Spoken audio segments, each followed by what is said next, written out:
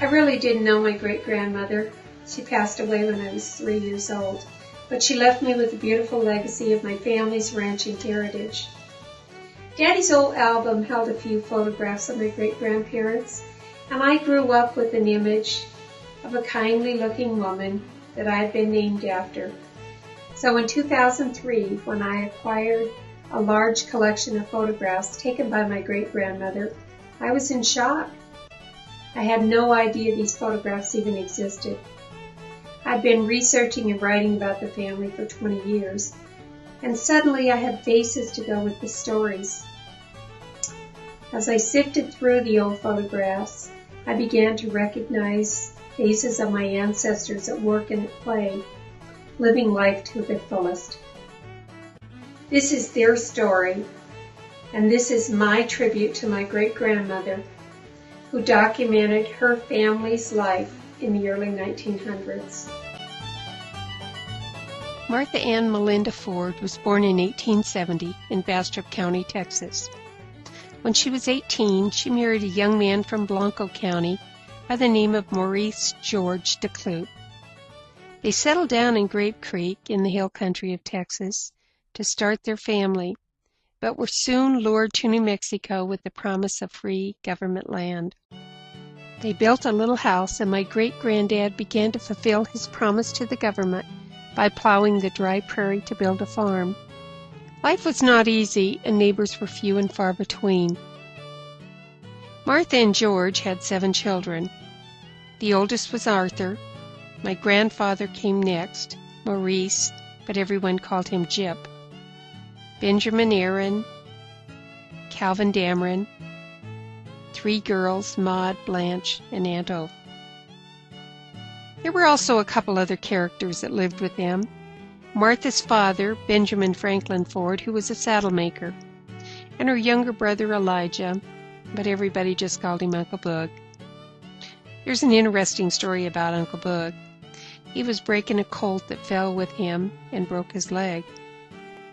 Well, while it was in a cast, he tried to cross the swollen Frisco River to help the neighbors, and his horse slipped and fell in the creek and crushed that broken leg. They had to take it off, and they gave him a wooden board for a leg. Daddy always said when Uncle Boog took a nap, he'd take that leg off and stand it in the corner, so when he fell asleep, the kids would take the board and hide it. He sure did cuss them. Grandpa tried to raise a few head of cattle in these dry, desolate conditions, but what really took to the land was Angora goats, which his father had also raised in Texas. They soon acquired a herd of over 1,000. Grandpa always said the goats paid for the kids, the cattle, and the horses. And there were horses, lots of horses. They were the lifeblood of the Cloudt family.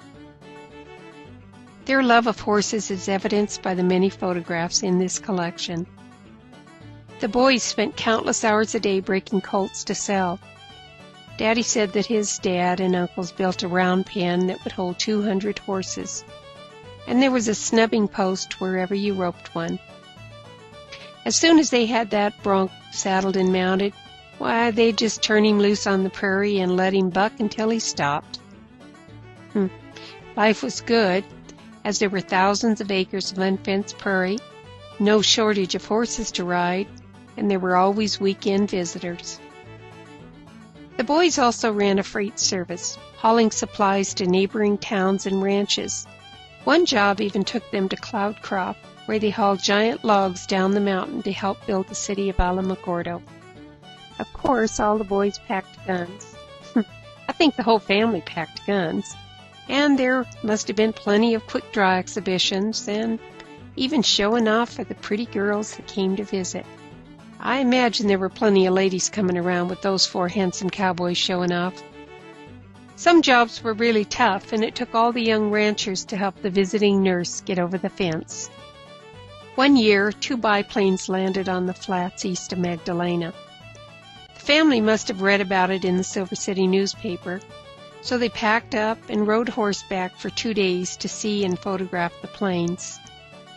That must have been one heck of a thrilling sight.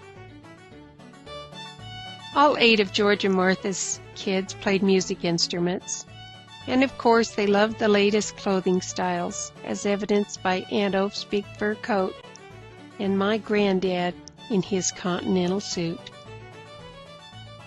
Everyday life was worth capturing, and Martha must have always had a camera ready, as there was no shortage of subjects to photograph. Automobiles were also a big part of their lives, especially when company showed up in one.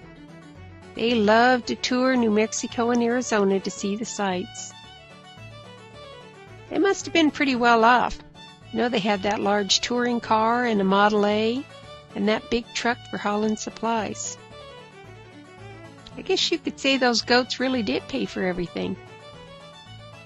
Martha continued to photograph her family into her 70s. It was while looking at these last photos that I realized how much great-grandmother loved the horses and the ranching culture, because she had spent her entire life documenting it.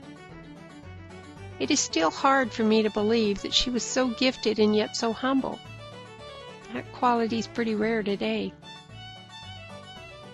I feel so privileged to call her my great-grandmother, to share in her life, and to be able to share not only the life she loved, but her extraordinary talent. The last photograph taken of Martha and George together was on their 60th wedding anniversary in Nogales. As I held this old photograph, I got to thinking how appropriate that they were sitting in this little wagon together, since they had driven a wagon from Texas to New Mexico 55 years earlier.